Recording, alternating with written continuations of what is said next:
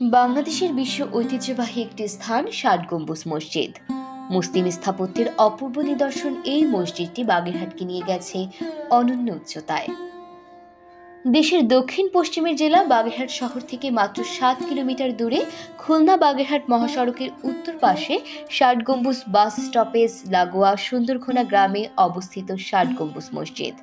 মসজিদটির গায়ে কোনো শিলালিপি নেই, তাই এটি কে নির্মাণ করেছিলেন বা কোন সময় নির্মাণ করা হয়েছিল সে সম্বন্ধে সঠিক কোনো তথ্য পাওয়া যায় না। তবে মসজিদটির স্থাপত্য শৈলী দেখলে এটি যে পীর খানজাহান আলী নির্মাণ করেছিলেন তা নিয়ে কোনো সন্দেহ থাকে না।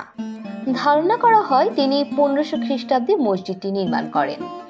জনশ্রুতি আছে যে হযরত খানজাহান আলী রহমাতুল্লাহি আলাইহি ষাট গম্বুজ মসজিদ নির্মাণের জন্য ব্যবহৃত পাথর চট্টগ্রাম থেকে এনেছিলেন। আবার কারো মতে ভারতের উড়িষ্যার রাজমহল থেকে অলৌকিক ক্ষমতা বলে জলপথে ভাসিয়ে এনেছিলেন। পুরো মসজিদটি তৈরির মূল উপাদান চুন, সুরকি, কালো পাথর ও ছোট ইট। এই মসজিদের স্থাপত্যকলার সঙ্গে মধ্য এশিয়ার তুগলক বা তুরস্ক স্থাপত্যশৈলীর মিল রয়েছে বলে ধারণা বিশেষজ্ঞদের। ষাট গম্বুজ মসজিদের নামকরণের সঠিক ইতিহাস নিয়ে মতভেদ রয়েছে।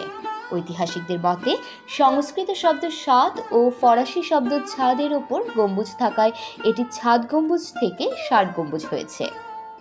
আবার কারো মতে মসজিদের অভ্যন্তরে 6টি সারিতে 10টি করে মোট 60টি পাথরের খাম্বার ওপর মসজিদের ছাদ নির্মাণ করা হয়েছে বলে এর নাম হয়েছে ষাট গম্বুজ।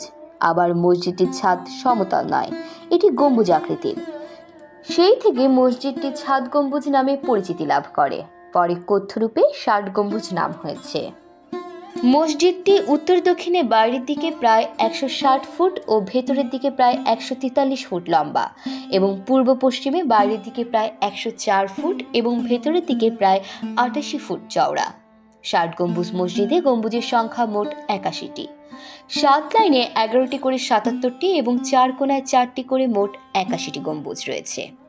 এমন তথ্যবহুল সংবাদ পেতে চ্যানেলটি সাবস্ক্রাইব করে পাশেই থাকুন। আর ভিডিওটি কেমন লেগেছে মন্তব্য করতে ভুলবেন না।